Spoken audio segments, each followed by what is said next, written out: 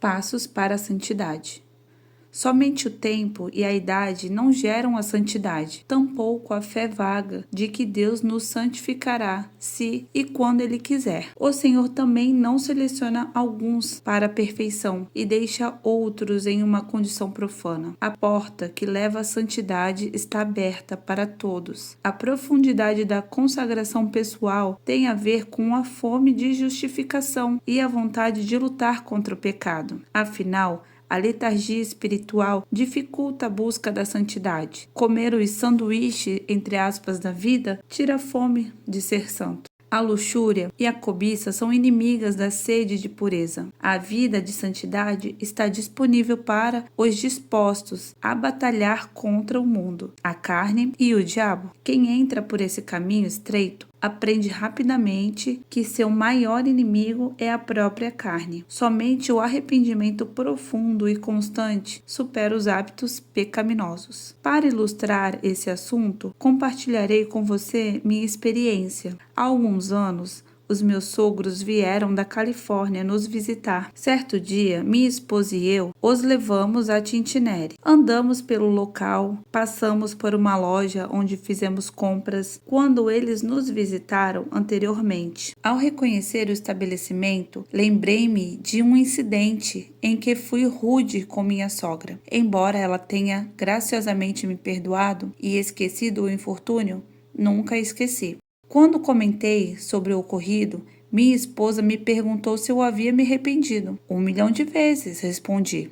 Então minha sogra falou gentilmente: Steve, você só precisava se arrepender uma vez. E eu lhe disse: não é arrependimento se eu continuar sendo rude com outras pessoas. No que se refere à minha posição com minha sogra e com Deus, de fato eu precisava pedir perdão apenas uma vez. Porém, naquela época, eu tinha uma língua afiada, que podia ser ofensiva, irônica e ainda pior, incontrolável. Sim, fui perdoado por minhas ações, mas eu ansiava por um arrependimento mais profundo. Eu queria mudar. Incidentes semelhantes a esse aconteciam repetidamente em minha mente. Eu sofria pela maneira com que algumas vezes falava com as pessoas. Busquei em Deus um amor maior pelo próximo, uma fala mais doce, uma postura mais gentil, e ele respondeu às minhas orações. A transformação veio gradualmente. As ofensas diminuíram de frequência e intensidade. Glorifico somente a Deus pela minha mudança. No entanto, foi necessário que eu me arrependesse muitas vezes e travasse duras batalhas contra minha inclinação natural, para que ele realizasse a transformação em meu interior. O Senhor está disposto a mudar quem realmente deseja isso. Com certeza, vencer o pecado habitual é apenas um aspecto do processo de santificação. A graça do Pai abrange todas as nossas necessidades. O bisturi divino, entre aspas, deve atuar mesmo em áreas desconhecidas. As raízes do egoísmo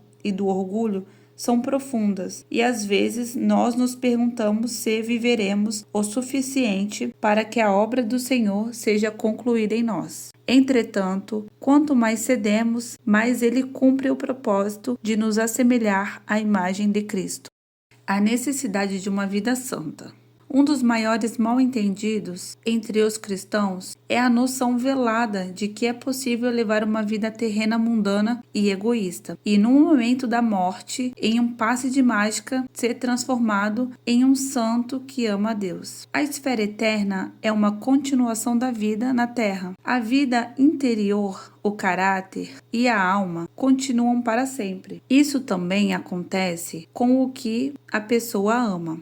As Escrituras são claras ao nos mostrar que o objeto de desejo de um indivíduo, seja Deus ou algum ídolo, determina a sua morada eterna. Jesus disse: porque onde estiver o vosso tesouro, aí estará também o vosso coração. Mateus capítulo 6, versículo 21. No capítulo anterior, levantei a hipótese de que o céu seria um péssimo lugar para os inimigos de Deus. Devo revisitar o assunto para ressaltar a sua extrema importância. Mais uma vez, lançarei mão das palavras inspiradas de antigos autores para expressar a verdade adequadamente. Não existe uma ideia tão perniciosa quanto esta. As pessoas que não são purificadas, separadas e santificadas nessa vida serão depois levadas a uma condição de felicidade, ao deleite do Pai. Nem elas desfrutarão de Deus, nem Deus será uma recompensa para elas. A santidade é aperfeiçoada no céu, mas se inicia neste mundo.